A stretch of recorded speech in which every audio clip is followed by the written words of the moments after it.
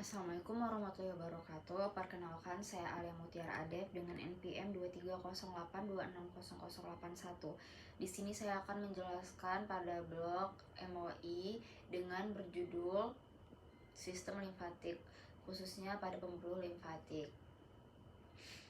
Pada kesempatan ini, kali ini saya akan menjelaskan mengenai anatomi sistem limfatik, khususnya pada pembuluh limfatik.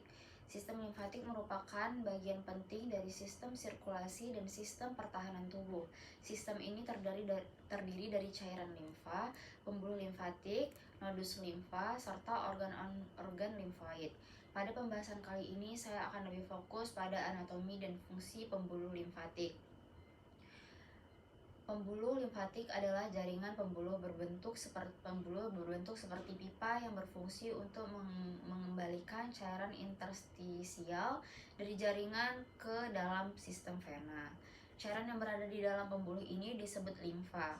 Selain mengembalikan cairan, pembuluh limfatik juga berperan dalam transportasi lemak dari saluran pencernaan dan sistem imun. Pembuluh limfatik sangat penting untuk menjaga keseimbangan cairan tubuh. Jika sistem limfatik mengalami gangguan, cairan dapat menumpuk di jaringan dan menyebabkan edem atau limfedema. Yang kedua, selanjutnya adalah struktur pembuluh limfatik. Secara umum, dinding pembuluh limfatik memiliki 3 lapisan, yaitu tunika intima, tunika media, dan tunika adventitia. Namun, dibandingkan dengan vena, dinding pembuluh limfatik umumnya lebih tipis dan memiliki lebih sedikit otot polos. Tunika intima terdiri dari sel endotel yang membentuk lapisan paling dalam. Pada pembuluh limfatik kecil, sel-sel endotel dapat saling overlap dan membentuk struktur seperti katup mikro yang memungkinkan cairan masuk ke pembuluh. Kemudian terdapat tunika media yang mengandung otot polos.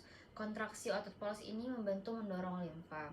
Lapisan paling luar adalah tunika adventitia yang terdiri dari jaringan ikat dan pada pembuluh yang lebih besar dapat mengandung pembuluh darah kecil atau vasa vasorum. Salah satu karakteristik penting pembuluh limfatik adalah adanya banyak katup, terutama pada pembuluh limfatik kolektor. Katup ini berfungsi mencegah aliran limfa kembali ke arah sebelumnya. Berbeda dengan sistem darah yang memiliki jantung sebagai pemompa utama, sistem limfatik tidak mempunyai pompa sentral. Aliran limfa dibantu oleh konsentrasi otot polos pembuluh, kontraksi otot rangka, gerakan tubuh, serta perubahan tekanan selama pernapasan. Yang ketiga, pembuluh limfatik dapat dibagi menjadi beberapa tingkatan. Yang pertama adalah kapiler limfatik. Kapiler ini merupakan pembuluh yang paling kecil dan terdapat di jaringan interstisial. Kapiler limfatik memiliki dinding yang sangat tipis sehingga memungkinkan cairan interstisial, protein, dan beberapa molekul lainnya masuk ke dalam pembuluh. Kapiler kemudian bergabung membentuk pembuluh limfatik kolektor. Pembuluh ini mempunyai dinding yang lebih tebal, lebih banyak otot polos, dan mempunyai katup yang membantu mengarahkan limfa menuju pusat tubuh.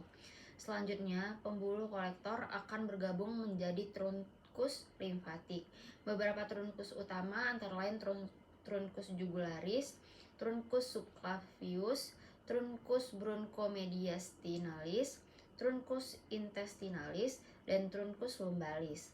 Trunkus tersebut kemudian bermuara ke ductus limfatik, terutama ductus thoracicus dan ductus lymphaticus dexter. Ada 2 ductus limfatik utama yang perlu kita pahami. Yang pertama adalah ductus thoracicus atau saluran dada. Ductus ini merupakan pembuluh limfatik terbesar dan mengalirkan limfa dari sebagian besar tubuh. Ductus thoracicus umumnya berasal dari sirtena chili di daerah abdomen, kemudian berjalan ke arah superior dan masuk ke rongga toraks. Ductus ini kemudian berjalan di mediastinum dan akhirnya bermuara pada sudut vena kiri, yaitu pertemuan antara vena jugularis interna kiri dan vena subclavia kiri. Ductus thoracius membawa limfa dari kedua tungkai abdomen, sisi kiri toraks, serta bagian kiri kepala dan leher. Yang kedua adalah ductus lymphaticus dexter atau ductus limfatik kanan. Ductus ini berukuran lebih pendek dan bermuara pada sudut vena kanan, yaitu pertemuan vena jugularis interna kanan dan vena subclavia kanan. Ductus limfatik kanan terutama mengalirkan limfa dan kuadran kanan atas tubuh, yaitu bagian kanan kepala dan leher, sisi kanan toraks, serta ekstremitas kanan atas. Jadi cara mudah mengingatnya adalah ductus thoracius menjadi hampir seluruh tubuh kecuali kuadran kanan atas. Sedangkan ductus lymphaticus dextra bermuara kuadran ke kanan atas tubuh. Kemudian kita lihat jalur perjalanan limfa. Limfa berasal dari cairan interstisial yang berada di antara sel-sel jaringan. Cairan tersebut kemudian masuk ke kapiler limfatik. Dari kapiler, limfa bergerak menuju pembuluh kolektor, kemudian melewati nodus limfa. Di dalam nodus limfa, limfa akan mengalami proses penyaringan dan berinteraksi dengan sel-sel sistem imun. Setelah itu, limfa diteruskan menuju trunkus limfatik, kemudian menuju salah satu ductus limfatik utama.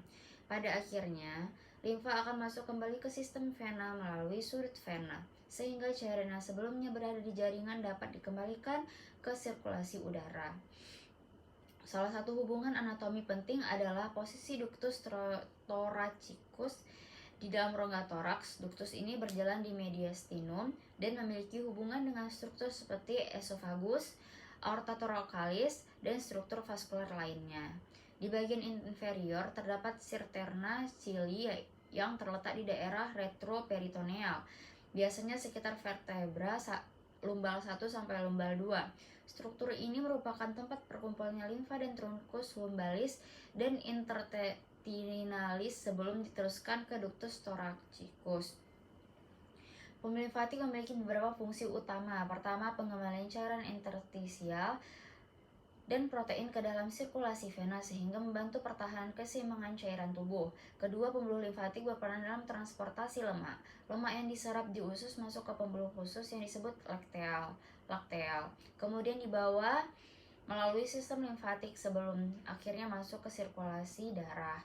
Ketiga, sistem limfatik berperan dalam imunitas. Limfa membawa antigen dari sel-sel imun menuju nodus limfa sehingga dapat terjadi proses pengenalan dan respon imun. Terakhir, kita dapat membandingkan pembuluh limfatik dan vena. Pembuluh limfatik umumnya mempunyai dinding yang lebih tipis dan lumen yang membentuk lebih tidak teratur dibandingkan vena. Pembuluh limfatik juga memiliki banyak katup untuk menjaga agar limfa mengalir satu arah. Sementara itu, vena memiliki dinding yang relatif lebih tebal dan berfungsi membawa darah kembali menuju jantung. Perbedaan lainnya adalah isi yang dibawa. Pembuluh limfatik membawa limfa, sedangkan vena membawa darah. Untuk kesimpulannya, jadi dalam disimpulkan bahwa pembuluh limfatik merupakan bagian penting dari sistem limfatik yang berfungsi mengembalikan cairan interstisial ke sirkulasi vena, mengangkut lemak, serta mendukung sistem imun. Untuk aliran limfa berlangsung secara bertahap. Dua duktus utama yang perlu diingat adalah ductus thoracicus yang mengalirkan limfa dari sebagian besar tubuh dan ductus lymphaticus dexter yang mengalir limfa dari kuadran kanan atas tubuh. Demikian penjelasan mengenai anatomi sistem limfatik, khususnya pembuluh limfatik. Terima kasih. Wassalamualaikum warahmatullahi wabarakatuh.